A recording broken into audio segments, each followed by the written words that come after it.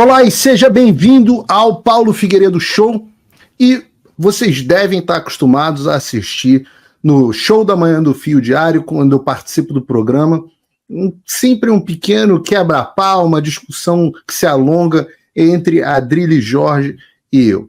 E é por isso que hoje, nesse programa especialíssimo, eu chamei o próprio Adrilles Jorge para debater comigo os últimos acontecimentos do Brasil. A gente vai começar falando sobre Pablo Marçal e a arregada que ele deu para o Alexandre e para mim na entrevista que era para termos ontem. Vamos falar sobre os últimos desdobramentos da Vaza Xande, da Vaza Jato do Xandão, da Vaza Toga, como você quiser tratar desse assunto. Vamos falar também sobre São Paulo, a corrida de São Paulo, e sobre um candidato muito especial a vereador justamente por São Paulo. Eu peço a você que clique logo no like, porque esse vai ser um programa extremamente especial, na companhia do Adrilles Jorge. Peço que você mande, clique no botão do repost. Você sabe que a gente está passando por vários problemas com o YouTube, que não tem mostrado aí, tanto o Fio Diário quanto o Paulo Figueiredo Show. Vê se você está inscrito no canal, mas acima de tudo, manda esse programa, manda esse link para os amigos e para os inimigos, porque afinal, esse aqui é o Paulo Figueiredo Show. Figueiredo, Figueiredo. Figueiredo, Figueiredo. Já volto com você, meu querido Adrilles Jorge. Que prazer ter você aqui no programa de hoje. Prazer sempre extraordinário estar com você, meu queridíssimo Paulo Figueiredo. É aquele negócio, eu acho que a gente precisava de um tempinho só pra gente, entendeu? Uma coisa mais intimista, fica aquela suruba lá no Fio Diário, Marco Antônio, tem sempre um outro convidado, às vezes é o Diti. Então eu acho que a gente precisa ter um tempinho só pra gente, porque senão... Muita interrupção, tem que ter um tete-a-tete nós dois, estava demorando para isso acontecer. Agora tem uma ocasião especial, uma circunstância especial que nos aproxima, enfim... Que já é uma amizade longa, né, Adrilles? A gente já é amigo há um certo tempo. A gente começou na Jovem Pan, lá nas minhas primeiras participações. Do seu trabalho. E a gente fez um troca-troca, né? Eu saí do Morning Show, você entrou no Morning Show no meu lugar. A gente foi expelido juntos da maneira mais torpe da Jovem Pan. Ou seja, é uma amizade longa e a gente eventualmente nunca se viu, nunca se tocou. Isso nunca nos tocamos. Nunca nos tocamos. Você é um homem proibido de chegar aqui até o Brasil por causa dessa ditatoguinha que a gente está vivendo aqui. Por causa Isso é muito interessante. Por causa desse homem que muita gente tem medo de tocar no nome dele, né? Coisa curiosa. Eu ia perguntar para você, já que a gente está tendo esse bate-papo, tem algum assunto proibido, Adrilles? Eu posso falar no nome do Alexandre de Moraes? Você vai arregar também? Eu estou com uma dificuldade de não falar no nome do Alexandre de Moraes. Eu gostaria de falar de outros assuntos, mas como ele tem centralizado todas as atenções sociopolíticas da nação, né? Por tudo que é de ruim no Brasil, ele centraliza. Eu acho que é meio complicado não falar nele. Eu acho que é, sobretudo, mais complicado ainda qualquer candidato, ou político, ou jornalista que não fale do Alexandre de Moraes. Quando a gente vê que alguém evita falar do Alexandre de Moraes, a gente tem que desconfiar dessa pessoa. Enfim. E você imagina que loucura, né?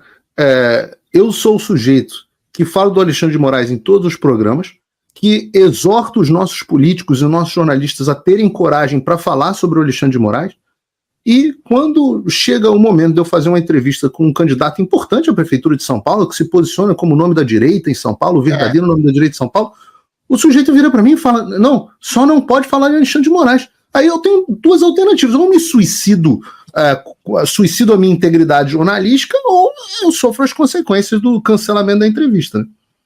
Olha, falar do Alexandre de Moraes hoje no Brasil, Paulo, sobretudo nas eleições em que políticos se apresentam para dar cara a tapa e para saber quais são os problemas do Brasil, e o problema maior do Brasil é a ditadura do judiciário, é a ditadura do STF, falar do Alexandre de Moraes é uma obrigação moral. Disso para qualquer profissão que mexa com comunicação, com coisa pública, de jornalista, influenciador, a político, a candidato a vereador, candidato a prefeito. Você tem obrigação moral de falar do Alexandre de Moraes. É uma espécie de divisor de águas de caráter da pessoa. Não adianta você querer se colocar como um gestor, não adianta você se colocar como um homem que vai resolver os problemas da cidade, no caso das prefeituras do Brasil, se você não resolve o problema de gente sendo torturada, sendo presa, sendo arrastada, sendo censurada, tendo suas contas bloqueadas, tendo suas vidas arruinadas. Isso não é ser gestor, não é ser candidato a ser gestor. Isso é ser candidato a ter um mínimo de humanidade, de tocar o dedo na ferida de uma ditadura que está aí escancarada, não só para o Brasil, mas como para o mundo. O mundo hoje toca no nome do Alexandre de Moraes como uma coisa única que aconteceu na história de todas as repúblicas democráticas do mundo. Aqui, infelizmente, colocando uma espécie de previsão mefistoférica do Rui Barbosa, quando ele dizia que a pior das ditaduras é o judiciário, é o único país hoje entre as democracias ocidentais do mundo que criou uma ditadura do judiciário, que é a pior de todas. E aí um candidato, um político, ainda mais proeminente, que não toca no nome do Alexandre de Moraes, ele está renunciando à sua própria dignidade e ao próprio princípio do poder, no sentido verdadeiro do poder fazer algo pelo semelhante. Se você não quer restabelecer a democracia, se você não quer restabelecer a liberdade, se você não quer restabelecer um princípio de cidadania livre no Brasil, aí você não toca no Alexandre de Moraes. Aí você vira o que virou a Jovem Pan, você vira a Rede Globo, você vira a imprensa capaz, ou você vira um político completamente anódino e insignificante. A gente está falando, vamos ser sinceros aqui, vou escancarar, do Pablo Marçal. E até Sim. do ponto de vista estratégico, é burro. Porque, eventualmente, se ele não toca no nome do Alexandre de Moraes, todo mundo vai querer saber por que a equipe dele, ou ele mesmo, não quer tocar no nome do Alexandre de Moraes. Essa é uma pauta não só nacional, não só estadual, não só federal, mas é internacional. Alexandre de Moraes é sinônimo de ditadura no Brasil, em São Paulo e no mundo. Não tocar no nome dele é não. Por isso que a Maria Salazar... o problema brasileiro hoje na nossa nação. Enfim. Por isso que a Maria Salazar levantou lá a foto dele. Né? Eu me lembro muito de duas analogias aqui. Primeiro, no Harry Potter, que o nome do Voldemort, que parece muito o Alexandre de Moraes, não coincidente, ele não pode ser dito, né? É um nome que não pode ser dito, aquele que o nome nós não dizemos. E lembro também eu não sei se eu não conheço, apesar de já ter lido vários dos livros do Padre Gabriel à Morte, eu não conheço o suficiente para saber sobre exorcismo, se é verdade a ideia de que o demônio tem que revelar o nome dele para ele ser exorcizado, né? Que você tem que falar o nome dele. Mas não deixa... Exatamente isso. Quando você descobre o nome do capeta, do cramulhão, são vários demônios, aí você identifica, aí você consegue expeli-lo do corpo da vítima. E aí o corpo da nação tem um demônio que está precisando ser exorcizado. Se ninguém... Aliás, todo mundo sabe o nome do demônio, né? Só não toca no nome do demônio por omissão, por covardia ou por anuência com o dito cujo. E tinha uma... O que me surpreendeu, Adriano, nesse aspecto, foi uma coisa que você está chamando a atenção agora, que eu esperava mais do ponto de vista de estratégia. Por quê? Porque a coisa mais forte que eu vi a respeito do Pablo Marçal nos últimos tempos, que eu vi as pessoas começando a criar rejeição, foi justamente aquelas fotos que ele tirou com Alexandre de Moraes, né, que teria ido à posse do Alexandre de Moraes, etc. E ele até deu uma resposta, falou, Bolsonaro estava lá também, um monte de gente estava lá também, e por aí vai. Mas era um assunto bom para ele ter esclarecido. Quando ele, que é uma pessoa que domina a internet, domina a narrativa, etc., se coloca numa posição onde ele perdeu o controle da narrativa, né? Ele se coloca numa posição de todo mundo tá falando, impressionante, uma avalanche no Twitter, todo mundo falando. Eu fui lá no perfil dele, todo mundo lá chamando ele Pablo Marçal arregão, Pablo Marçal arregão, Pablo Marçal arregou Paulo Figueiredo, arregou com o Alexandre, e isso virou o grande tema, e ele vinha num momento muito grande. Eu não sei o quanto que isso vai afetar a campanha dele, mas certamente não é positivo, né? Para um cara que domina tanto assim storytelling, redes sociais, narrativa. Cara, é o seguinte, a gente, o que se chama de bolsonarismo, não só bolsonarismo, mas direita, conservadora, liberal, cristã, de São Paulo, a gente estava órfão, ainda está, né? Órfão de um candidato. Todo mundo sabe que o candidato impector do Bolsonaro e o candidato impector seu, meu, de todo mundo que tem um princípio de visão ou mais liberal, mais conservadora, mais direitista, que seja, ou menos de esquerda, era o Ricardo Salles. O Ricardo Salles foi alijado do processo pelo próprio PL. Ninguém quer, em sã consciência, votar no Nunes. Vou ser bastante pragmático aqui. E o Marçal estava pegando, ainda está pegando, não sei o que vai acontecer daqui para frente, boa parte, ou a maior parte, aliás, da fatia do eleitorado de direita em São Paulo. Agora, você, em São Paulo, não querer, em São Paulo e em qualquer outro lugar do Brasil, não querer tocar no problema do STF, que está não só alijando o Bolsonaro de qualquer disputa eleitoral, mas alijando todos os candidatos, que está prendendo pessoas, perseguindo pessoas, censurando pessoas à direita do país, é você virar um completo alienado. Então, do ponto de vista estratégico, isso é desastroso para o Marçal. E assim, eu volto a dizer, do ponto de vista estratégico também é meio burro, porque isso vai forçá-lo a dizer algo sobre a recusa de não querer falar sobre o Alexandre de Moraes. Mas por que? Ele vai falar o seguinte, eu estou centrado nos problemas de São Paulo. Tá, querido, mas São Paulo, como ele mesmo disse, o Pablo Marçal, é uma cidade do tamanho de um país, são 12 milhões de habitantes, é uma cidade que espelha o melhor do que aconteceu em termos de empreendedorismo, de liberdade, de cultura, de educação, de gastronomia, de turismo do país. Ou seja, São Paulo é uma representação do país. Isso, inclusive, é o que me motivou a ser candidato. Depois a gente vai falar disso mais tarde. E, eventualmente, um país não pode ser exatamente escamoteado seu principal problema, que é a ditadura. Se você tem uma ditadura, em todos os anos, você inibe o empreendedorismo, você inibe a livre expressão, você inibe qualquer tipo de crítica que possa ser feita ao sistema educacional, à saúde, à grande imprensa. Ou seja, uma ditadura inibe todas as frentes de desenvolvimento de uma nação. E quando ele fala, Pablo Marçal, São Paulo é tão importante quanto o Brasil, então você tem que tocar nessa cidade que tem problemas nacionais, estruturalmente nacionais, no principal problema. Ele vai ser, mais uma vez, eu repito, obrigado a falar sobre isso, uma vez que ele se recusou a falar sobre isso. Então, do ponto de vista estratégico, é torpe. E do ponto de vista de moral também, eu acho assim, a gente faz sempre essa crítica, por exemplo, ao Tarcísio Gomes de Freitas, né? Excepcional gestor, política excelente de segurança pública, educacional, de saúde, é um homem que doma o touro à unha, mas quando vai falar do STF não fala nada. Porra, o que adianta você construir asfalto, construir hospital, atacar bandidos, se do seu lado tem, e é isso que está acontecendo, uma pessoa sendo estuprada na rua e você finge que nada está acontecendo. A democracia no Brasil, a liberdade de expressão está sendo estuprada na frente desses grandes gestores e a maioria deles, governadores, inclusive políticos de direita, não dizem nada. E não dizer nada no momento em que estoura a vaza-toga, aquelas ordens arbitrárias de gente falando, não, o chefinho lá, a bruxa, mandou a gente fazer uma coisa criativa para incriminar o chefinho lá mandou a gente colocar uma coisa assim, que eventualmente dê aso a que essas pessoas sejam acusadas. Pô, é o momento mais propício para falar nesse problema que é o mais afeito a todo eleitorado conservador de direita do Brasil, que é, por sua vez, a maioria da população, não só de São Paulo, como do país. Então, se negar a falar de Alexandre de Moraes é se negar a falar da realidade, debaixo do seu nariz. Enfim. Eu absolutamente concordo com você. Eu tô cansado de ver. É muito fácil ser Tigrão com o Boulos e ser Tchutchuca do Alexandre de Moraes. O que a gente está vendo do Tarcísio, etc., as minhas cobranças em relação ao Tarcísio é porque eu acho que todos os indivíduos, não importa se o sujeito é um profissional liberal, é um motorista de táxi, todo mundo tem que, no limite das suas possibilidades, se colocar e se levantar e se opor a uma ditadura.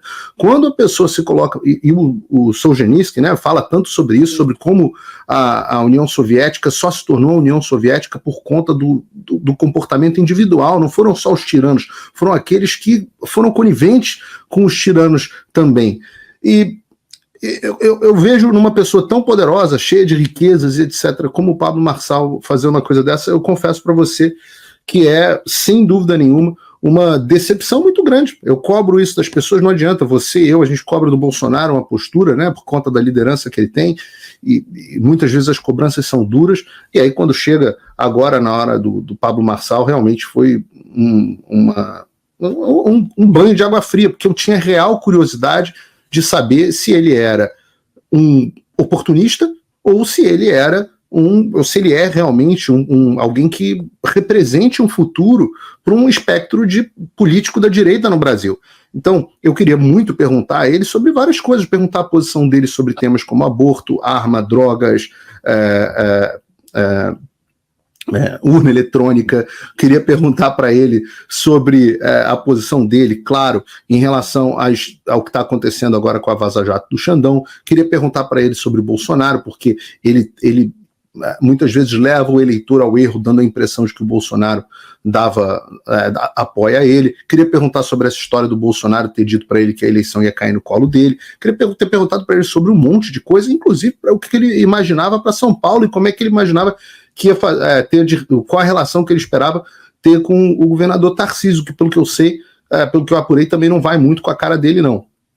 Então, Então, assim, eu tinha curiosidade. Eu fui para a entrevista realmente com curiosidade, não fui, quero pegar esse cara. Qual que é a crítica principal, quer dizer, entre as outras críticas acerbas que se faz ao Guilherme Boulos, né? Quando alguém pergunta para ele, você apoia o Hamas? Você acha que a Venezuela é uma democracia? E ele diz que é uma democracia, mas não é a democracia dos sonhos dele. Isso não tem nada a ver especificamente com a cidade de São Paulo, mas tem a ver com o princípio de humanidade.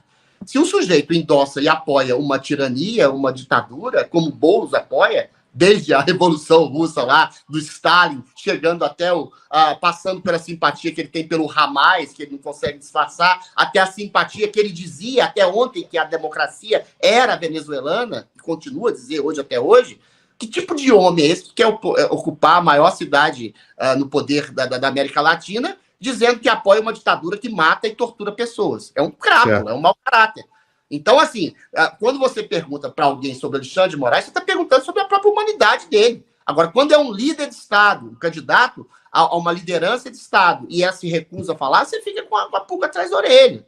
Entendeu? Eu tenho lá minhas simpatias e minhas críticas ao Marçal, mas se negar a falar, ainda mais nesse momento, no período eleitoral, no período em que estão sendo vazadas mensagens completamente criminosas dos assessores jagunços do Alexandre de Moraes, se negar a falar disso, os denota ou medo, ou uma estratégia falida, ou algum tipo de covardia. Assim como foi covarde o nosso querido Guilherme Boulos, quando se nega a querer falar sobre Venezuela, sobre Hamas, sobre o banho de sangue de 20 milhões de pessoas mortas na Rússia. Então é isso. E aí eu puxo uma emenda com o que você falou. Toda ditadura, o ovo da serpente dela é a omissão.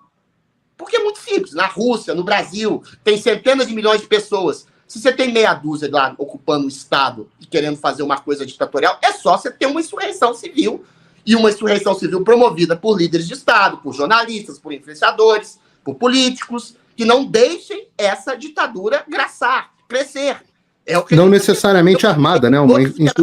Tentando fazer no Brasil. Agora, se as principais lideranças políticas não dizem nada, se omitem e dizem que Alexandre de Moraes e o STF não são um problema, elas estão contribuindo com a omissão para o crescimento dessa ditadura. É simples assim. E você sabe o que eu achei mais curioso dessa história toda? Para mim foi o fato de que o Ricardo Nunes, a assessoria do Ricardo Nunes, confirmou a entrevista comigo. A gente está tentando acertar agora a data, mas do Ricardo Nunes, que eu esperava fugir do assunto, esse tipo de postura, veio coragem, ele foi correto, ele falou, eu confesso a você, Adriles, eu acho que eu já entrevistei algumas centenas de pessoas na vida, né? Na Jovem Pan, eu fazia muita entrevista no Jornal da Manhã, até na Jovem Pan teve esse negócio, quando a gente estava lá ainda, em 2022, que a informação que a diretoria falou para mim, não, Paulo, você foi retirado de todas as sabatinas porque os candidatos disseram que você é um dos nomes que eles não querem que você participe da sabatina de jeito nenhum. Eu achei graça. Mas eu participei de muitas entrevistas, já entrevistei inclusive o Guilherme Boulos, fiz centenas de... você também. É verdade. Exatamente que ele estava me criticando sobre a questão de eu querer uma investigação mais profunda sobre o Brilhante Ustra, que eu acho também, tendo a crer que foi um torturador, e ele chegou, você passa pano para torturador. Eu cheguei para ele, mas meu querido, você apoiou Stalin, você apoiou Ceausescu, você apoiou Nicolás Maduro, você vem falar sobre tortura, você é o apoiador dos maiores banhos de sangue da história da humanidade. É verdade. Foi uma honra. É verdade. Então, mas eu digo para você, o meu ponto nessa história foi que nós nunca tivemos, eu nunca tive nesses anos, ninguém que virasse para mim e falasse, olha, não quero que toque em determinado tema numa entrevista. Até o próprio presidente Bolsonaro, uma história curiosa, quando eu entrevistei ele em 2022, que ele estava com a cabeça na espada do Alexandre, né, como a gente viu. E ainda assim, teve um momento em que a assessoria dele virou e falou, dá para deixar de abordar isso ou deixar de abordar aquilo? E eu falei, não vou abordar o que eu quiser, porque entrevista eu falo o que eu quero, se ele não quiser, ele não responde. E o próprio presidente Bolsonaro nunca me pediu nada, entrou de boas, falamos sobre tudo que eu quis. Quando eu fiz pergunta que ele não queria responder, ele falava, não, isso aí eu não posso falar, isso aí é reservado, isso aí não sei o quê. Cara, é normal. Agora, eu nunca tinha entrado numa entrevista, fiquei surpreso de ver o cara virar e falar assim, Não. Esse assunto aí, você não toca. E comigo, com o Paulo Figueiredo, parece que o cara realmente não me conhece. A Marina Helena, ela também topou fazer a entrevista. Eu vou fazer a entrevista.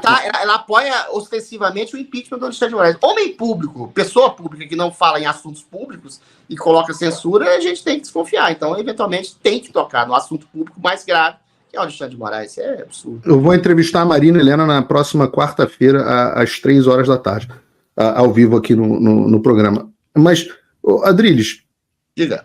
O cenário que, para a gente fechar o assunto de São Paulo aqui, o cenário geral da Prefeitura de São Paulo para você.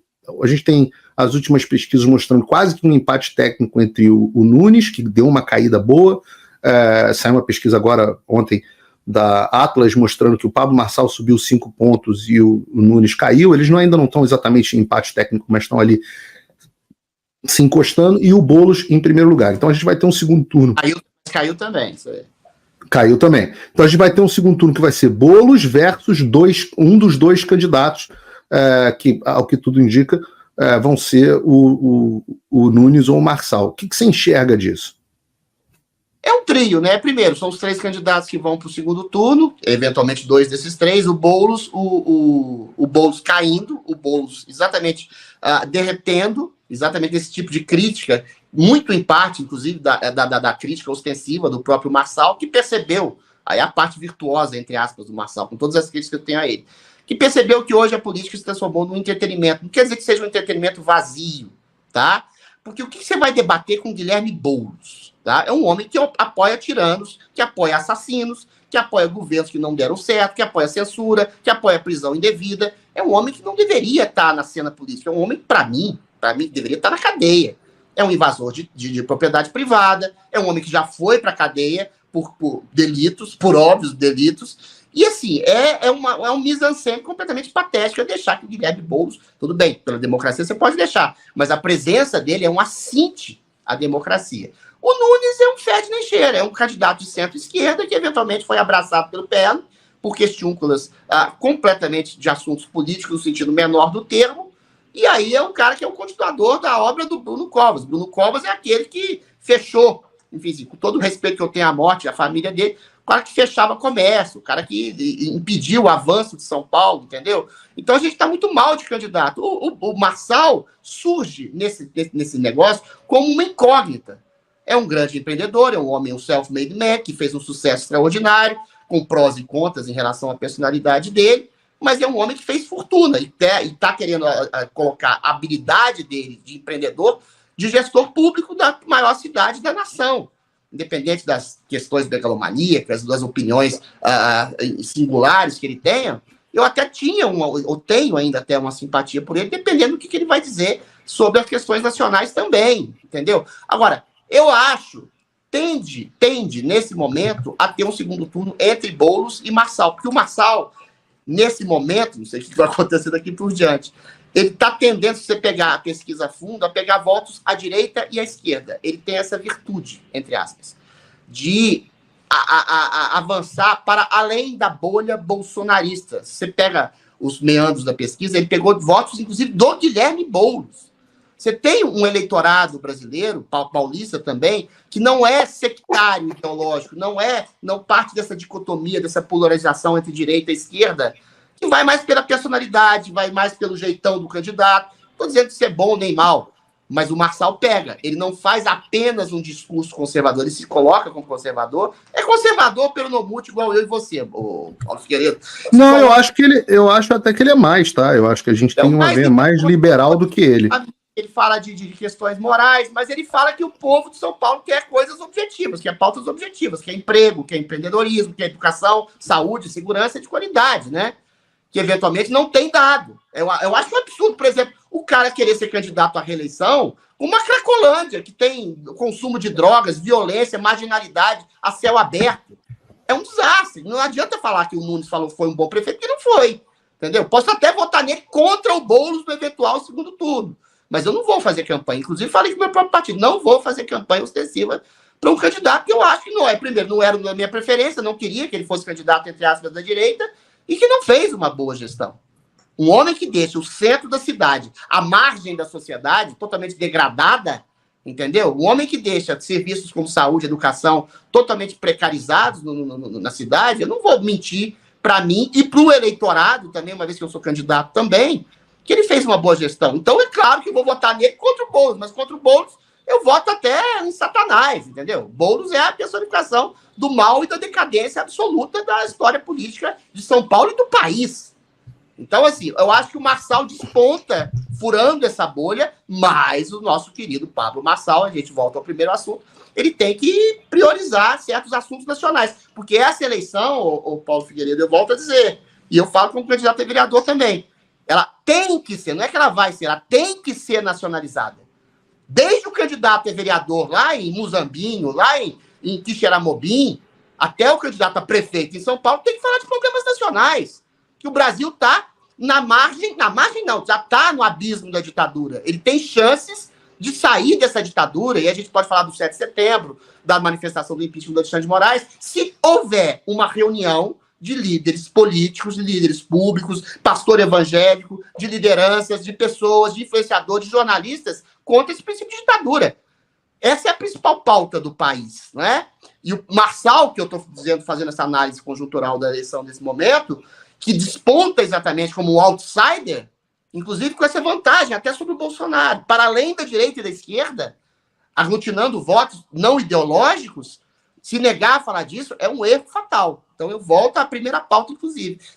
O Marçal tem toda a chance de crescimento, tem toda a chance de furar a bolha de direita e esquerda, tem toda a chance, inclusive, de se transformar em prefeito da cidade de São Paulo se ele for para o segundo turno junto com o Guilherme Boulos. Mas ele tem que rever o seu discurso e a sua ação política em frente a essa ditadura que está destruindo todos os elementos que sustentam a República Brasileira. O que quer dizer ser prefeito da maior cidade do mundo se é uma cidade que é lotada numa ditadura?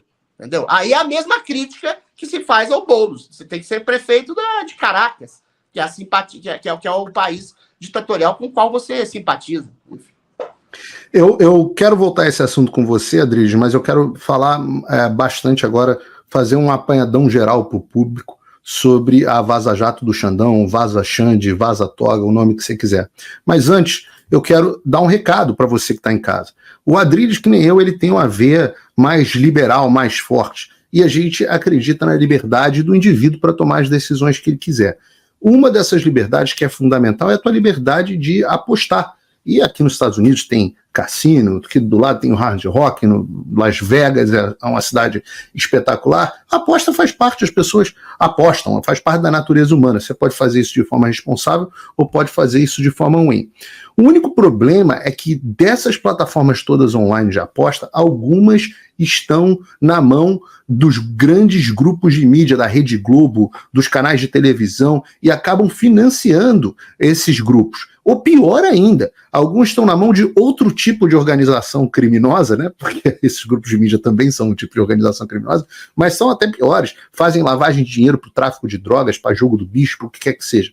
Por isso eu fiquei muito feliz de encontrar o My Liberty Bet como patrocinador aqui do Paulo Figueiredo Show. Porque o My Liberty, eles resolveram entrar numa coisa muito diferente. Eles resolveram falar, em vez de bancar a Rede Globo, a gente vai bancar as pessoas que defendem a liberdade no Brasil. Então se tornaram patrocinadores da Oeste, estão lá no Oeste Sem Filtro, do Rodrigo Constantino, do canal do Olavo do Carvalho, do canal do Pavinato, do Fio Diário, estão entrando agora no Fio Diário como patrocinadores também, do Paulo Figueiredo Show. Então eu fiquei muito feliz de tê-los aqui como patrocinadores, eles estão dando um show, um enorme suporte para a gente, sendo corajosos, porque enquanto muita gente, muito patrocinador quer distância da gente, eles estão com a gente. E o mais legal, você pode, no My Liberty Bet, fazer inclusive aposta política, uma aposta que está bombando lá, é quem vai ganhar a eleição americana, se é Donald Trump ou a Kamala Harris. Então eu falo para você clicar ou no QR Code que está aqui em cima da tua tela,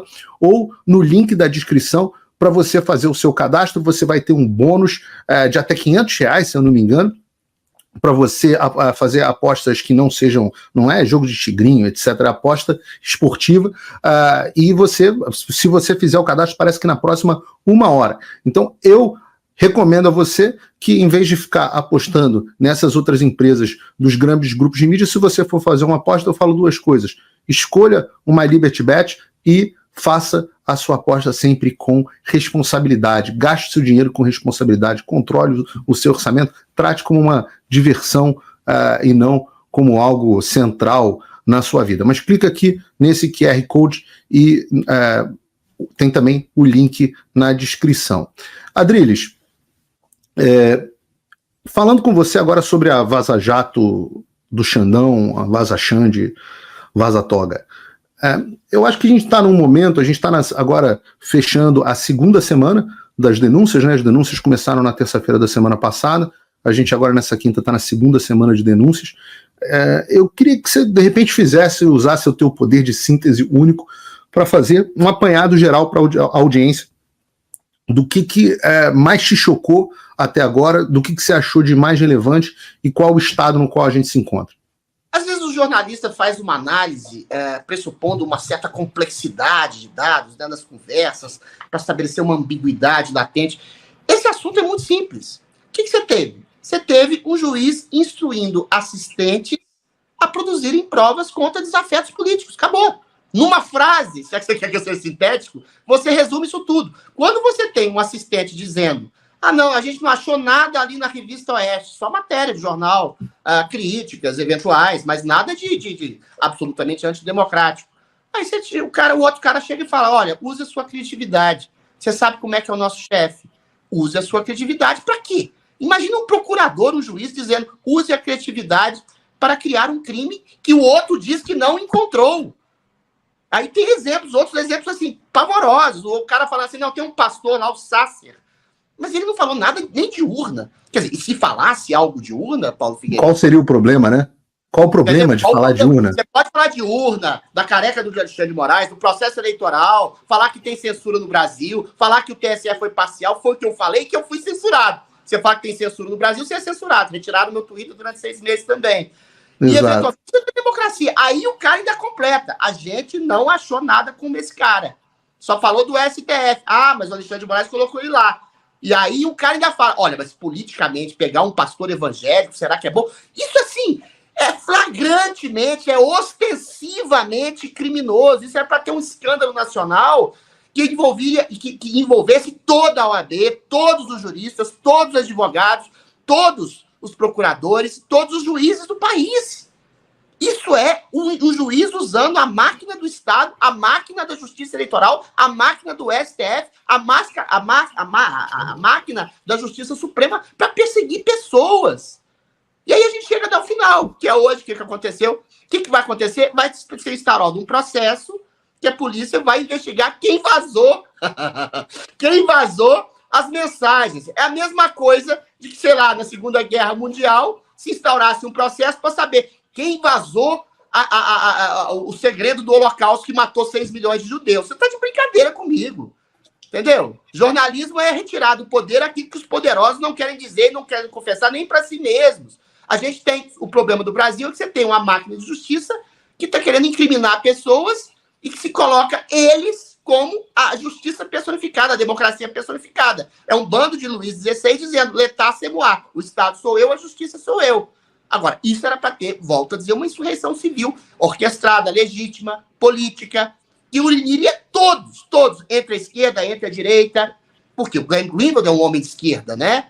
O Elon Musk também não é exatamente sujeito de direita. Mas aí a gente chega, Paulo Figueiredo, de uma narrativa de uma ditadura, entre aspas, perfeita que se consolidou no Brasil, que tem uma imprensa subserviente, uma imprensa leniente a esses abusos, construtora desses abusos. Aí eu falo sobretudo da Rede Globo, que dá endosso a esse tipo de discurso. E aí a gente tem o mais grave. Não é só o Alexandre de Moraes, é o que todo mundo sabia, é todo mundo que está endossando ele, vendo uma coisa que não precisa nem ser jurista para saber, que é a justiça a serviço de calar, perseguir e massacrar adversários. Quando a gente fala de um discurso patético como o do Maduro, querendo justificar sua ditadura, que o Elon Musk é o demônio, que o Twitter é uma coisa do imperialismo americano, ele é ridículo, mas aqui, os nossos juristas, os nossos ministros supremos, como o Barroso, que é considerado como um intelectual refinado e moderado, fala a mesma coisa do Maduro, quando ele diz o seguinte, para se defender: existe uma orquestração de extrema-direita mundial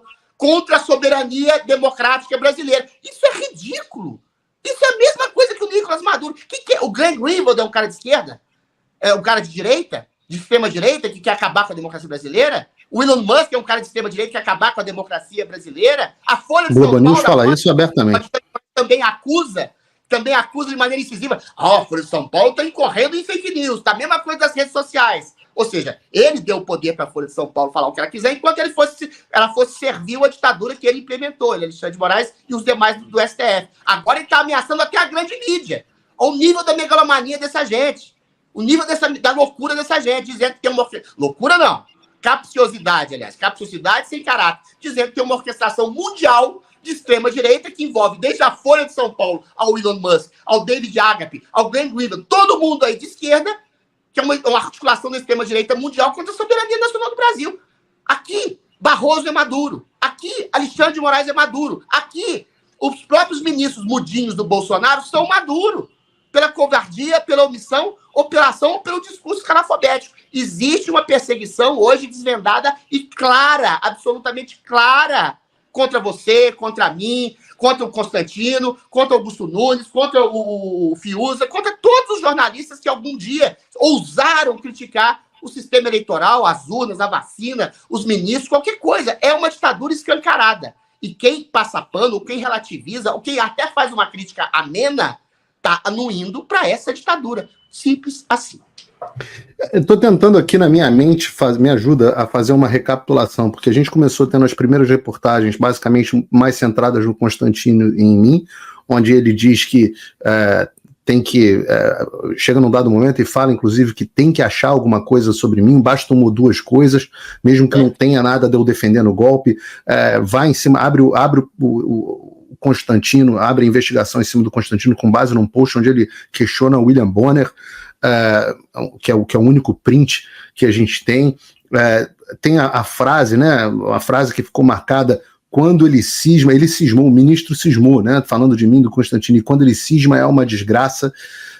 Nós temos os assessores cientes de que estavam cometendo uma ilegalidade, falando, não, vamos fazer assim, combinando como fazer, para não ficar, entre aspas, descarado, né? Eles encobrindo essa ilegalidade.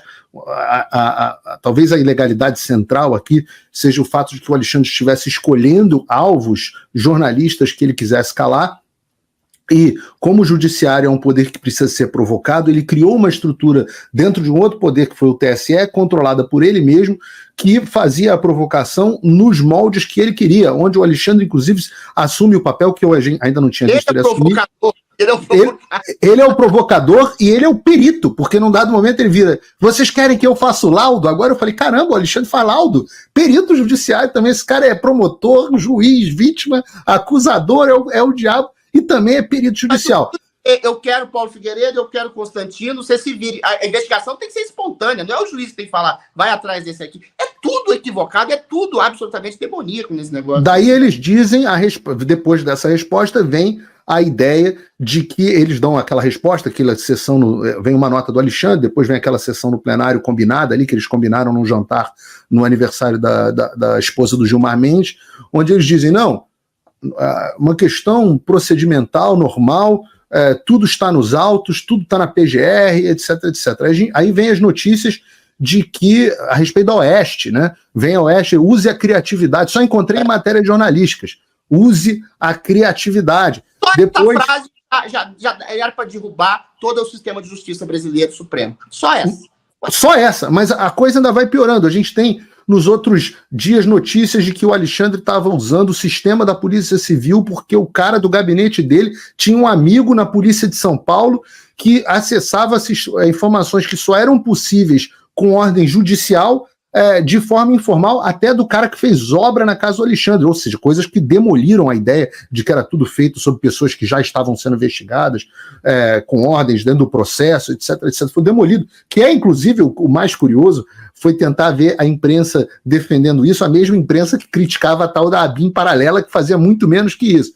Depois, nós tivemos, como se não bastasse isso, como nós não tivéssemos mais, como se isso não tivesse chocado a gente o suficiente, veio a notícia a respeito do Alan dos Santos. A ideia de que eles estavam revoltados com o Alan dos Santos protestando contra o ministro, fazendo o que queria, os juízes que depois o julgariam, chamando ele de idiota, dizendo que se pudessem, essa frase foi dava vontade de pegar um jagunço e fazer um sequestro internacional de jornalista e mandar ele para o Brasil. Esses que são as pessoas que deveriam julgar o Alan dos Santos caso os inquéritos fossem transformados em ação penal.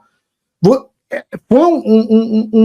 uma coisa avassaladora. Aí nos últimos, agora ontem especificamente, depois da gente já estar chocado, dolorido, impressionado com tudo isso, veio a perseguição ao empresário de São Paulo, na segunda-feira, se eu não me engano, não sei se foi domingo ou segunda, veio a perseguição dos empresários, que simplesmente pessoas que decidiram protestar nos Estados Unidos, fora da jurisdição deles, exercendo um direito que é protegido pela Constituição americana, de forma pacífica, sem representar nenhum risco, compartilhando informações que eram públicas na internet. E teve também esse rapaz que era deputado, esqueci o nome dele agora, vamos lembrar aqui enquanto estiver falando com você, deputado do Novo, que teve as contas bloqueadas pelo Alexandre, e a gente está vendo que o processo teve uma série de irregularidades e que o próprio Alexandre abriu o processo. Então, essa última matéria da Folha de São Paulo foi feita sob medida para destruir ponto a ponto da defesa do ministro. E, paralelamente a isso, já teve isso que você falou, que o Moraes decidiu abrir Moraes, decidiu abrir uma investigação para descobrir a fonte da Folha de São Paulo, para quebrar sigilo de fonte jornalística, que é um dos princípios mais basilares do jornalismo mundial. Eu não sei se eu fiz aqui Você fez um belo apanhado. Um bom apanhado. Eu queria pensar uma frase frase desses diálogos cabulosos, né? Que é o seguinte: quando esses assistentes, juízes, que na verdade são jagunços, que na verdade são capatazes, que na verdade são capangas do Alexandre de Moraes, por quê? Quando eles falam que dá vontade de pegar um jagunço e pegar o Alan dos Santos lá nos Estados Unidos, por quê? Porque o departamento americano e a Interpol veem as acusações sobre o Alan dos Santos, vão começar a rir, como riram. Falei, não, a gente vai extraditar o cara pelo quê? Porque ele falou mal da calva do Alexandre, que ele falou mal da mãe do Alexandre, vocês estão de brincadeira. Isso aqui é crime de opinião? É exatamente isso que o Alan dos Santos cometeu, segundo a jurisprudência ditatorial brasileira. Quando ele fala de jagunços, eu acho que ele não está só fazendo uma piada, o Paulo Figueiredo. Inconsciente ou conscientemente, essas pessoas sabem que eles contam com jagunços no Brasil.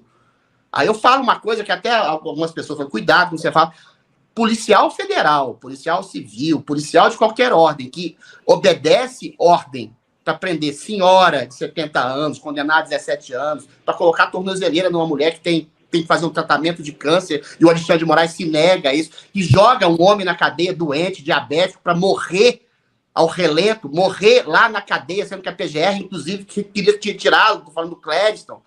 Quando você coloca um homem na cadeia, simplesmente porque ele fez uma viagem que ele nunca fez, na verdade, né? Que é o caso do Felipe Martins.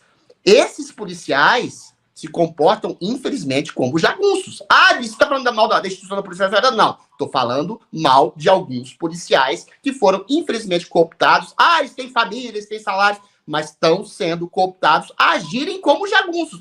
Uma ditadura, isso é muito sintomático dessa fala abjeta desse homem, uma ditadura só se constrói com capatazes, com capangas, um policial, um general, um soldado do exército que pega no fuzil, pega numa arma para atirar contra a população, infelizmente se torna tão abjeto quanto o ditador que está dando a sua ordem.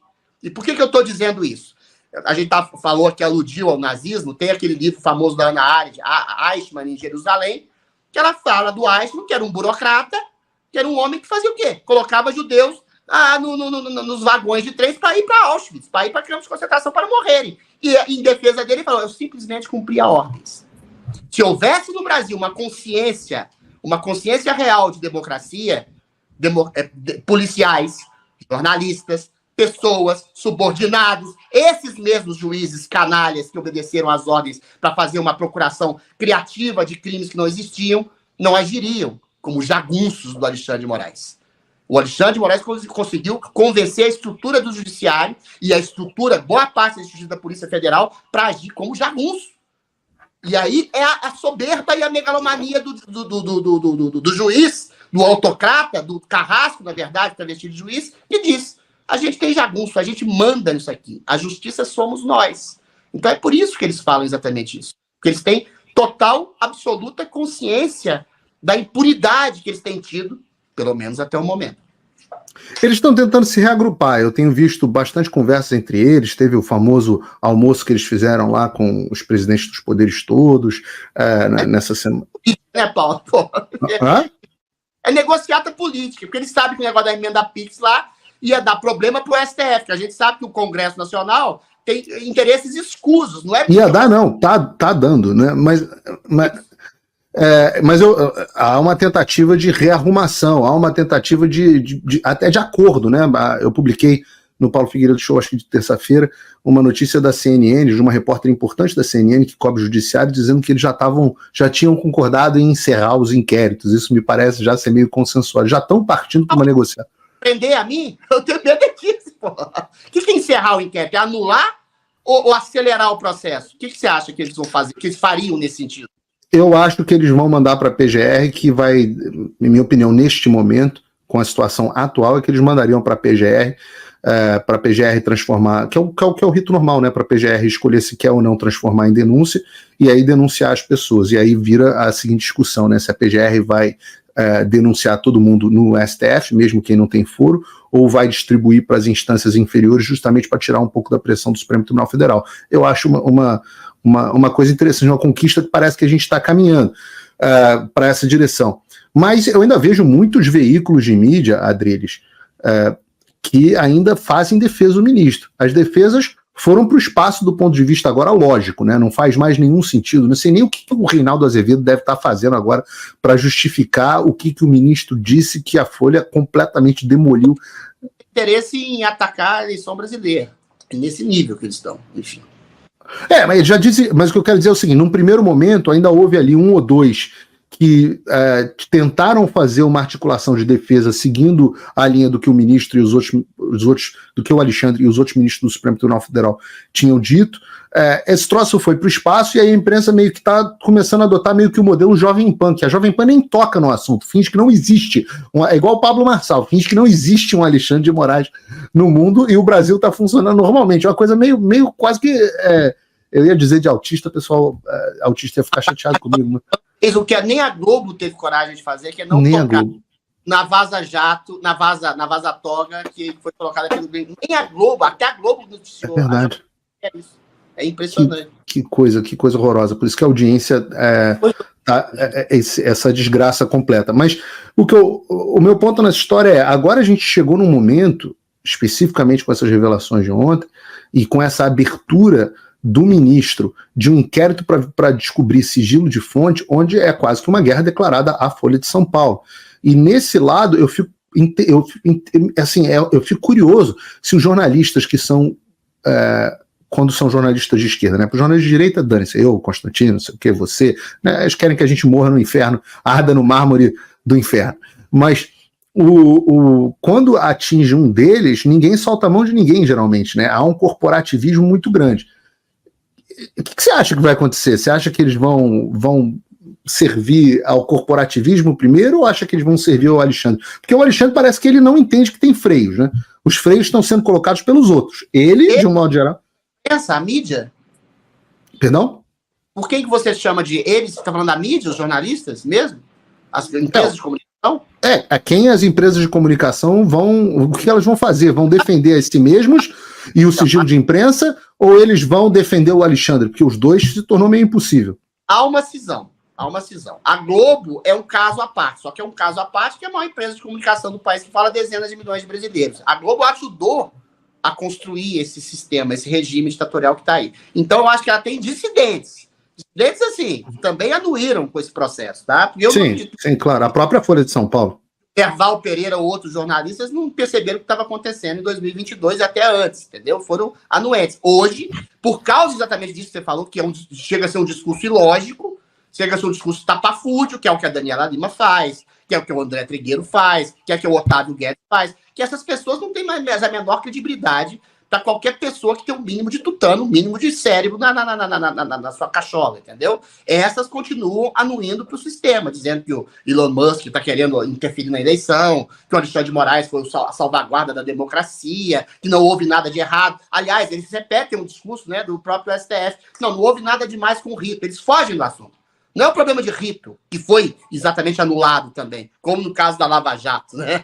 A questão da Lava Jato foi uma questão de rito. Aqui não. Aqui é uma questão de você querer perseguir desafetos usando o sistema de justiça para criar provas, produzir provas contra pessoas inocentes por crime de opinião, como você mesmo, como Paulo Figueiredo. A Globo vai continuar nisso. Eu duvido que a Globo vai se insurgir contra toda a narrativa que ela tem construído ao longo de décadas, ao longo de anos. A Folha de São Paulo e o Estado de São Paulo já vem numa toada de uma crítica meio esquizofrênica. A crítica aqui fala que o Alexandre de Moraes foi necessário para a manutenção da democracia, que aí é a questão da ideopatia, da ideologia, das redações, desses jornais respectivos, dizendo foi bom para arrancar a direita. Mas até um esquerdista, até um cara ideológico, às vezes tem a nuance, primeiro, de sobrevivência do órgão. Peraí, a gente vai ter que se servir de escravo, de capacho para Alexandre de Moraes a vida inteira? Isso é humilhante para o jornalista. E é humilhante quando você fala do Reinaldo Azevedo, por exemplo. Até o Reinaldo Azevedo está tendo dificuldade de manter esse discurso. Ele está começando a falar, olha, não é bem assim, o Lula está pisando na própria biografia, o STF está ficando um pouquinho fora do prumo. Ou seja, chega um momento que fica patético, que fica ridículo, você tira a credibilidade total do seu caráter, do seu jornalismo. Então, a Folha de São Paulo e o Estado de São Paulo vão adotar o seguinte sentido. Foi necessário, isso que estão falando, o Alexandre de Moraes, foi necessário esse recrudescimento para instaurar uma democracia contra a premissa de uma ditadura, mas essa defesa da democracia se transformou numa espécie de frente antidemocrática por estabelecer o autoritarismo para além das suas bases. É lógico que é uma narrativa na sua base fictícia, porque ali o ovo da serpente se transformou a ditadura brasileira. Mas eles vão relativizar nesse sentido, que não dá. O Alexandre de Moraes se tornou insustentável, eu acho, para o regime. O máximo que eles podem fazer é isso que você falou, anular o inquérito das fake news, eventualmente jogar isso para a PGR ou dividir em diversas instâncias, e eventualmente dizer que foi um exagero retórico do Alexandre de Moraes em algum momento e tirar os poderes e os holofotes dele, tá? Eu acho que esse é o plano do regime hoje. Agora, e você acha que 7 de setembro vai mudar isso, Rodrigues? Qual a tua expectativa? Você que está aí em São Paulo. Isso, a expectativa que eu tenho é que não fique esse passapanismo. Hoje existe um ambiente completamente propício aqui. Milhões de pessoas arregimentadas também por lideranças políticas, por jornalistas, por influenciadores, que vão às ruas na Paulista e em todo o Brasil com uma pauta única. Única. Não é pela primeira vez, né? A pauta é única e simples, é fora Alexandre de Moraes. Se houver milhões de pessoas nas ruas pedindo fora Alexandre de Moraes, essa voz popular, coletiva, de milhões de pessoas ecoará aos ouvidos do Senado, dos senadores, que é quem pode fazer um pedido de impeachment. Em se fazendo um pedido e um processo e talvez um impeachment concreto, cria-se um freio de arrumação. Aí para o autoritarismo abusivo, pelo menos em grande medida, dos outros demais ministros do STF. Aí você pode fazer uma CPI do STF, você pode fazer uma reforma do judiciário. Mas o impeachment do Alexandre de Moraes é imprescindível para a manutenção da democracia brasileira. Senão, eles vão anular o processo das fake news, mas aí eles podem criar outros no futuro. Ou seja, é aquilo que um personagem italiano do livro do Lampedusa, chama de Gattopardo, falou para o seu tio quando a burguesia, quando a aristocracia da Itália estava em decadência. É preciso que algumas coisas mudem para que tudo continue como está. Fazer o encerramento simples da inquérito das fake news é mudar alguma coisinha para voltar, em alguma medida, em algum momento, a ditadura que aí está, talvez com outros personagens. Então, eu acho que o impeachment do Alexandre de Moraes é imprescindível para a manutenção da democracia e simples assim. É povo na rua, é povo pedindo, clamando e pressionando o Senado para que se faça isso, para que se comece a restaurar a democracia no Brasil. Eu tenho um medo, um temor, que eu estava inclusive falando com o Marco Antônio ontem no telefone, que alguém faça uma proposta de acordo para o Bolsonaro que preserve a cabeça do Alexandre de Moraes, e o Bolsonaro adora um acordo caracu, onde eles entram com a cara e o Bolsonaro entra com o resto, né? É isso, eu concordo plenamente com você. Eu já tenho feito algumas críticas ao Bolsonaro, foi um ótimo presidente, enfim, deixou a economia no azul. É um homem bom, pô. Verdade, mas o problema desse silêncio dele em relação à ditatória, em relação à ditadura, ele poderia ter saído do país antes que tudo começasse a recrudescer e falasse lá fora que existe uma ditadura aqui dentro. A gente já conversou e já anuiu sobre isso. Isso é um problema porque ajudou a corroborar uma narrativa de que nada estava acontecendo no Brasil. Se o Bolsonaro não fala nada, se o Tarcísio não fala nada, se o Zema não fala nada, se o Pablo Marçal talvez não fale nada agora. Então, qual que é o alento da população para fazer alguma coisa, sendo que as principais lideranças políticas fingem que está tudo bem no país? Então, não é o momento de fazer acordo. Você está fazendo um acordo assim como o Churchill falava do Chamberlain lá na Segunda Guerra Mundial. O cara está enfiando a cabeça na boca do tigre e o tigre fala, não vou te comer. Ele pode até adiar a comida, mas ele vai te enrabar, e vai te comer, e vai te devorar. Então, assim, acordo agora não é acordo. Porra, você tem todo mundo sabendo que os caras estavam produzindo provas contra pessoas inocentes.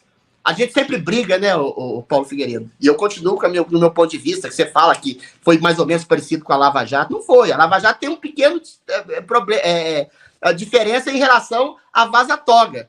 Na Lava Jato tinha crime, tinha corrupção. Os caras poderiam ser, você fala, você teve a delação premiada, você teve prisão indevida, mas os caras indicaram, falaram, tem um dinheiro desviado que foi para esse canto, teve dinheiro que foi devolvido, teve um cara que é corrupto que denunciou outro cara que é corrupto. Na Vaza Toga, agora, você tem crime de opinião. É o cara denunciando o Constantino, dizendo, use a sua criatividade para arrebentar com o Constantino, com o Figueiredo, com a Revista Oeste. Aí você vai ver o crime do Constantino, é perguntar um negócio lá sobre uma PL pro William Bonner. Não é nada. Aqui é criação de crime. Você tem o cara falando. O cara não falou nada de eleição. O cara só falou do STF. E outra, o cara é pastor. Será que a gente vai mexer com religioso? Será que é de bom tom mexer com religioso? Isso é coisa de mafioso.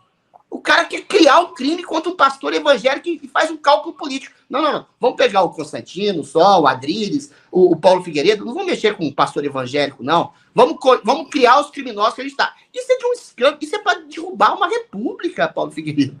E assim, fazer um acordo com isso, nesse momento em que está tudo às claras, é de uma covardia, de uma leniência e de uma falta de consideração com as pessoas que estão presas, que foram arruinadas, que foram destruídas, que foram mortas na cadeia. É inominável. Acordo agora é fazer acordo com Satanás. Enfim. Eu não estou dizendo que vai acontecer, eu estou dizendo que eu temo que... Eu acho que esse acordo vai ser apresentado e eu espero, assim, o Bolsonaro já fez outros acordos, né? Aquele da cartinha, do Temer, do pedido de desculpa, etc. Ele já fez outros acordos que não foram cumpridos. Eu espero que ele tenha aprendido a lição e que ele tome a postura de enfrentar isso até o final, porque a gente tem chance. Ele vai fazer um discurso, a gente vai saber o que ele vai falar. O que ele vai falar? Eu não sei se ele vai fazer discurso, não, tá? Lá fora Alexandre de Moraes, ele disse que ia, pelo menos. Vamos ver o que eu ouvi dizer que ele vai na manifestação, mas ele ainda não sabia se ia falar. O que eu não conversei com ele especificamente, mas com as pessoas do entorno dele. Eu torço para que ele fale e que ele fale o que todo mundo está esperando, fora Alexandre de Moraes. E claro que vai haver consequências, mas esse é o momento da briga, né? Eu acho que a saída do X do Brasil, quando o Alexandre bloquear o X, porque ele vai bloquear o X, eu tenho dito isso para as pessoas, baixem VPN, tem um Proton VPN aqui na descrição, para quem ainda tem condições de fazê-lo. Eu digo o seguinte, quando ele bloquear o X, a situação o X opera em 194 países, eram 195, saiu a Venezuela. A ONU tem 193 países. Então, o X opera em um país a mais do que a ONU. Então, se o X sair do Brasil, eu acho uma sinalização muito grande, até para o Reinaldo Azevedo. Eu estou brincando que é óbvio que o Reinaldo ele não é burro, ele simplesmente tem os interesses pessoais dele, na forma que ele fala. Mas eu digo até para a pessoa mais desligada, inclusive, da política, aqueles que não estão prestando atenção em nada, que estão cuidando das suas próprias vidas. Aconteceu isso, muita gente deu uma brochada depois de 2022 e falou, vou cuidar da minha própria vida, vou parar de perder tempo com política. Eu acho que a saída do X é meio que a gente chama em inglês wake up call, né? A chamada despertadora para essas pessoas voltarem para a realidade. Então, eu digo que a gente está vivendo, para mim, o melhor momento que nós tivemos. Se a nossa sociedade não for minimamente virtuosa para pelo menos falar, inclusive, sobre o Alexandre, ir para a rua se manifestar. O abaixo-assinado, e aliás eu convido vocês que estão em casa a entrar, a assinar o abaixo-assinado, a petição pública pelo impeachment do Alexandre, que parece estar aí com 1 milhão e 100, já 1 milhão e 100 mil assinaturas, aproximadamente.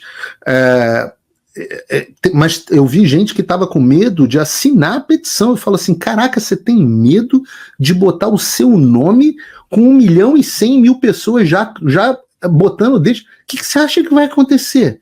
Como é que você pode ser tão cagão assim? Porque não tem uma sociedade que subsista a esse nível de cagalhonice. Não tem uma sociedade. Passa em cima do medo, é só isso. Ô, Adriles, eu quero falar com você sobre, especificamente, sobre São Paulo, voltar para São Paulo para falar com você, mas antes eu quero dar um recado para você que está em casa. Todo o Paulo Figueiredo Show só é possível graças ao seu apoio. Os anunciantes aqui são sempre questões marginais, o ProtonVPN, MyLiberty, é bacana, ajuda o canal, mas sempre o que importa, o que garante o meu trabalho, seja esse trabalho que você vê, essa coragem na defesa da liberdade de expressão, essa intransigência na defesa da sua liberdade, porque eu já tenho liberdade aqui nos Estados Unidos, né? Essa defesa em seu favor, tudo isso só é possível graças aos meus apoiadores. Existem 2 formas de você me apoiar. O link está aqui na descrição para as 2. Você pode ser meu apoiador comum e você vai gastar um pouquinho mais de $5 por mês, $5,60 parece, com o cupom de desconto que está aqui na descrição. E você vai ter acesso a todos os meus conteúdos exclusivos, meu site, você vai receber todos os dias por e-mail um boletim com as principais notícias do dia, você vai ter acesso a todas elas e, acima de tudo, você vai ter desconto nos meus cursos e, acima de tudo, você vai apoiar o meu trabalho. É uma quantia pequena, um pouquinho mais de um lanche do McDonald's por mês para dar para o máximo de gente apoiar. Quanto mais gente, quanto em mais pessoas eu me apoiar, mais forte eu fico. Se você está numa condição um pouquinho melhor, tem a opção de você ser patrono Gold. E eu adoro quando entra o patrono Gold, não pelo valor, mas porque eu recebo mais do que a contribuição financeira, eu recebo a contribuição intelectual. A gente estava aqui no grupo do Patrono Gold, os Patrono Gold sabiam que o Pablo Marçal tinha furado na entrevista, tinha regado, antes de todo mundo, porque eu estava discutindo com eles, ouvi a opinião deles, do que eles achavam, etc. São as pessoas com quem eu troco ideia sobre pauta de programa, sobre quem eu converso sobre eleição americana, no nosso grupo exclusivo de WhatsApp. A gente tem também nossa reunião mensal, eu chamo de Zoom, mas é por Google Meets, tem o nosso encontro que vai acontecer, você ganha acesso direto ao meu e-mail, é uma troca que acontece e você pode contribuir com a partir de $50 por mês ou $500 por ano, que dá, sei lá, $40 por mês, um pouquinho, mais ou menos isso aí, sei lá, não vou me meter a fazer essa conta igual o Lula, não. Então você pode fazer, entra aqui no link da descrição, www.paulofigueiredoshow.com/apoie. Lembra, eu tô com tudo meu bloqueado, continua tudo bloqueado, então a opção que eu tenho é o seu apoio. O link tá aqui na descrição. Adriles, quero falar com você agora, porque eu tenho uma enorme curiosidade que você vai satisfazer aqui no ar, ao vivo, olhando na lente da verdade, como dizia o Clodovil. Você foi candidato a deputado federal. Teve voto pra cacete. Você foi pelo partido Roberto Jefferson, não foi pelo PTB? Foi, PTB. Você foi pelo PTB, candidato pelo PTB, não foi pelo PL. Se fosse pelo PL, você tinha sido eleito mole. Foi pelo PTB. Entrou em São Paulo, teve menos votos que eu. Você teve o quê? 90 mil votos, uma coisa assim, não foi? Votos quase. Aí quantos? Bilinski, só para ter uma ideia, o Bilinski teve 70 mil, o Tiririca teve 60 mil, teve 80 mil, tive mais votos que todos eles. 90? Então, eu acertei o número ou não? É que falhou aqui, falhou a voz. Você teve quantos votos? Eu tive quase 100 mil. O quase Bilinski teve 80, o Príncipe teve cerca de 80, o Tiririca teve cerca de 60. Tive mais votos que metade da bancada do PL que entrou aqui em São Paulo. Não entrei por causa do coeficiente eleitoral, porque o PTB fez poucos votos. Eu fiz 100 mil, ele fez mais 100 mil. Aí foi isso, uma questão matemática. Trágica. E agora você decidiu que vai ser candidato, que é candidato, a vereador pela cidade de São Paulo. Certamente você vai ter uma votação expressiva. E eu quero saber por que você escolheu ser vereador em São Paulo. São Paulo espelha o Brasil, né? É, como diz o Pablo Marçal, a maior cidade da América Latina, que tem os mesmos problemas estruturais com a grande nação. São 12 milhões de habitantes, tem problemas estruturais de educação com doutrinação, tem problemas estruturais de falta de atendimento de saúde, de educação precária, às vezes não é nem a questão de ideologia, falta de infraestrutura de educação, atendo medicina, a segurança pública aqui é um desastre, e não por causa de falta de efetivo de pessoas ou de policiais, é um desastre por causa de políticas absolutamente esquerdistas, por exemplo. Você, no caso da Cracolândia, que é a metáfora viva, carcomida de um câncer que está no centro da cidade, você não pode fazer nada. Por quê? Você não pode fazer internação compulsória, você tem a criminalização do tráfico, mas não tem a criminalização do usuário. Então, você tem uma leniência em relação à marginalidade. É aquela marginalidade que pode ter uma vida sofrida, pode ter um problema de origem, mas é uma marginalidade que transforma a vida de pessoas comuns, cidadãos comuns, que não são marginais, que não são viciados, em um desastre. Isso tudo por causa de uma política ideológica que protege bandido, que protege drogado, que protege traficante, que protege a pessoa que está numa situação de rua, às vezes, que não tem uma sanidade mínima e ameaça o cidadão comum também, que não tem problemas nem psicológicos, nem de droga e nem de caráter. Então, por causa exatamente dessa leniência, dessa corrupção que está entranhada na cidade, eu quero tratar o São Paulo como eu trataria todo o Brasil enquanto deputado federal. E mais uma coisa, eu acho que eu sou um vereador para cuidar também dos problemas de São Paulo. Eu tenho projetos específicos e objetivos de cultura, de educação, de combate ao tráfico, de combate à marginalidade no centro da cidade, em relação à Cracolândia e vários outros aspectos. Eu cuidaria como Brasil. E eu queria ser exatamente uma espécie de vereador federal. Eu acho que todo vereador de São Paulo, até de Muzambinho, até da menor das cidades brasileiras, tem obrigação nesse sentido de não só cuidar dos problemas de gestão da sua cidade, que são afetadas ou não por ideologia, e a maioria são afetadas por uma ideologia de esquerda que atravanca o empreendedor, que atravanca a educação, que atravanca o combate ao crime. Isso tudo é ideológico. São combates à ideologia que impede o crescimento de uma nação e a ascensão dos jovens, das pessoas, dos cidadãos, ascensão econômica e intelectual. Isso tudo espelha os problemas estruturais de todo o país. E além de tratar dos problemas de gestão, volto a dizer, você tem que tratar dos problemas nacionais também. Os problemas nacionais afetam os problemas da menor das cidades. Entendeu? Se uma pessoa não tem liberdade de criticar o governo, isso cria uma jurisprudência de censura, de medo, de opressão, e a gente já tem isso no Brasil, em que um prefeito ou um juizeco de primeira instância lá da cidade do interior vai poder te prender simplesmente porque você está criticando os problemas da sua cidade. Entendeu? Assim como você não pode criticar a gestão, a gestão não, o juizado lá do Alexandre de Moraes, que você corre o risco de estar no inquérito das fake news, como eu estou, porque eu disse que eu estou no censura, daqui a pouco você não vai poder criticar o vereador tal, você não vai poder criticar o prefeito tal, porque tem uma jurisprudência de censura. Então, hoje, todos os vereadores não são apenas municipais também, são federais. O problema brasileiro é federal, é estrutural, é ideológico, desde a mais remota, a menor das cidades, até todo o país. E como vereador de São Paulo, eu vou poder reverberar não só o que eu possa estar fazendo em São Paulo, como exemplo para o Brasil, para o Estado de São Paulo e para o Brasil, mas vou poder ter uma voz que vai ecoar no combate à ditadura. É essa a lição que eu dou, inclusive, para o Pablo Marçal, para atender exatamente não só os interesses de São Paulo capital, que ele falou que é um país, mas atender os interesses da nação. E combater a ditadura do STF é o principal dever de todo político, de todo jornalista, de todo governante, de todo executivo, de todo vereador e de todo cidadão de bem. Senão a gente vai cair numa ditadura igual, já estamos numa ditadura igual da Venezuela. Só não tem ainda morte e tortura praticada pelos agentes de Estado, que são juízes, carrasco travestido de juízes.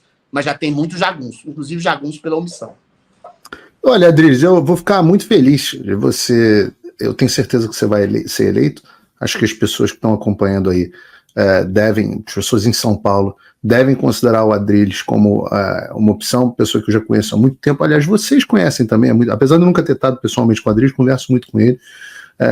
E vocês que estão acompanhando aí, vocês também conhecem o Adriles. Ele está todo dia com essa franqueza dele, com esse jeito espontâneo, descontraído, todos os dias falando com vocês, e vocês sabem exatamente o que ele pensa. E isso é muito bacana. Eu duvido muito, eu vou me surpreender muito, Adriles. Eu considero você uma pessoa muito verdadeira, porque muitas vezes você tem incentivos para jogar mais para a plateia para um lado, eu vejo que você não joga. A gente eu diria que nós dois entramos em choque muitas vezes com uma parte da direita meio metida a moralista e puritana, e a gente entra em choque com eles. Eu acho que, às vezes, mesmo eu e você, a gente tem nossas divergências, nossos pontos, e você sempre manter as suas posições com convicção. Eu sempre dizia isso na Jovem Pan abertamente, disse isso no Fio Diário, digo isso com todos, que você é um dos melhores comentaristas que a gente tem. Eu diria que tem poucos comentaristas hoje no Brasil que eu acompanho, que eu falo assim, pô, eu terminei de ouvir esse cara e saí melhor do que eu comecei, né? Tantos dias que eu escuto o que você está falando lá no show da manhã, e quando eu não estou no ar eu fico te mandando mensagem, às vezes eu olho e falo, pô, bom ponto, e leve isso em consideração no que eu vou falar no Paulo Figueiredo Show. Então, você é um cara realmente muito, muito capaz, muito competente. Eu acho que a cidade de São Paulo tem, assim, um enorme privilégio de ter um cara como você como candidato. Agora, o único problema da sua candidatura é que, coitado dos outros vereadores, porque você vai falar pra cacete naquela tribuna e não vai deixar ninguém mais falar e vai ser um furdúncio, mas eu sei que seus discursos vão ser muito bons, Adriles. Obrigado. Eu agradeço a gentileza, a generosidade, vim de você falar que eu sou um dos melhores comentaristas, você que eu considero, não é que é o melhor comentarista, você é o mais importante, porque você é a prova viva de que o Brasil destruiu a própria democracia. Você sente na carne, no bolso, na sua vida pessoal. Você teve problemas com os familiares aqui, em situação de doença, você não pôde vir, não pôde tocar, não pôde falar com as pessoas. Você se colocou, você saiu, não saiu, né, mas abandonou em grande medida uma vida próspera, uma vida de empreendedor, de sucesso que você é, para se colocar como uma espécie de Marte da nação. Então você não é só talvez o mais importante comentarista político do país, e aí eu falo com uma certa crítica, eu não falo só de política, eu falo de outras coisas, mas você é um herói vivo da nação, tá? É interessante que você tem uma linhagem, o seu avô, o seu bisavô foram grandes homens da história da República, da política brasileira, e você hoje ouvir um elogio e um endosso desse, de alguém que, para mim, é muito mais que um comentarista, é um herói vivo, histórico, para mim, me honra muito. Muito obrigado. Obrigado pelas palavras doces, meu querido, mas olha, eu não sei mais a legislação eleitoral no Brasil, você pode falar número ou não pode falar número? É 44011, eu acho que eu posso. Se não pode, ferrou. Mas tá bom. É meio confuso. 44 é qual partido, Adriles? Eu tô no União Brasil. União Brasil. Agora, União Brasil vai mandar no Brasil daqui a pouco. Então, União Brasil, eu tô com uma razão muito simples. Eu fui chamado lá, eu tive total liberdade absoluta e restrita de dizer, de apoiar, de falar e de ter o discurso como eu bem entendo, entendeu? É um partido democrático. E, assim, por exemplo, hoje uma menina do Globo me perguntou, você não tá com o Nunes na sua campanha? Eu falei, não, eu não tô decidido ainda quem eu vou apoiar para prefeito. Eu sou contra o Boulos e contra qualquer manifestante de esquerda que endosse ditaduras, não só no Brasil, como na Venezuela, em qualquer outra medida. Estou ainda, enfim, navegando nas melhores, menos piores opções, né? Vamos ver se o Marçal toma jeito aí e fale de problemas nacionais também. Vamos ver o que acontece. União Brasil, que era Democratas, que era PFL, que era Arena. Então você está... Em tese, você está seguindo a linhagem aí do partido do meu avô. Pois é, tá vendo? A gente se encontrou nas bifurcações do destino da história brasileira. Muito bom, Adrilho Jorge. Pessoal, eu falo para valer, eu fiz questão aqui de trazer o Adrilho no programa de hoje, porque, primeiro, para beneficiar vocês com esses comentários de hoje, nesse momento único que a gente está vivendo. Segundo, porque realmente é um amigo especial, um companheiro de trabalho jornalístico que acabou se tornando um amigo, a gente se diverte muito e às vezes eu ligo para o Adrilho só para rir e bater papo, então é isso aí. E a gente ainda vai fazer muita coisa junto, Adrilho, se Deus permitir. Gente tocar, se abraçar, se beijar, quando a gente conseguir, nós vamos conseguir, e a gente está tentando, nós somos os pioneiros nesse sentido, e hoje nós somos um dos poucos jornalistas que falam da realidade do que está acontecendo no Brasil. A gente vai se abraçar, se beijar pela ressurreição da democracia quando você estiver aqui em solo brasileiro, se Deus quiser, Paulo Figueiredo. Com certeza, Adrilho Jorge. Você que está em casa, não se esqueça, você pode apoiar o meu trabalho aqui no link na descrição. Tem duas formas de apoiar, como Patrono Gold ou como apoiador, www.paulofigueiredoshow.com/apoie. eu deixo um abraço a todos, que Deus abençoe o Brasil, que Deus abençoe a América. Terça-feira tem mais Paulo Figueiredo Show e quarta-feira a entrevista com a Marina Helena, candidata do Partido Novo à prefeitura. Que vai falar, prometeu.